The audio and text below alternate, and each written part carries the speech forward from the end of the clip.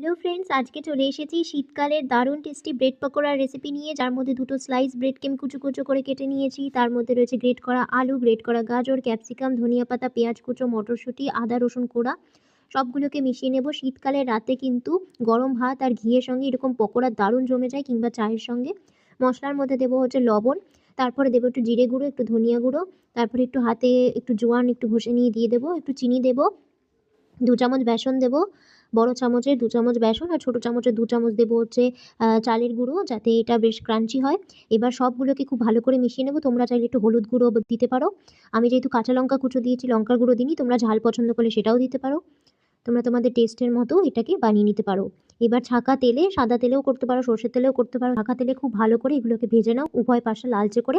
গ্যাসের ফ্লেমটা মিডিয়ামে থাকবে। তাহলেই দেখো এটা কিন্তু দারুণভাবে তৈরি হয়ে যাচ্ছে। আর একটু সাবধান থাকবে, কারণ মটরটা যেহেতু কাঁচা দিয়েছে, তাই যখন তখন এটাও একটু ফাটতে পারে। তোমরা চাইলে সেদ্ধ মটরও দিতে পারো। আজকের মতো রেসিপিটা এই পর্যন্তই। ফিরে আসবো পরের রেসিপিতে। আমার ভিডিওগুলো ভালো লাগলে চ্যানেলটা সাবস্ক্রাইব করে দিও। টাটা।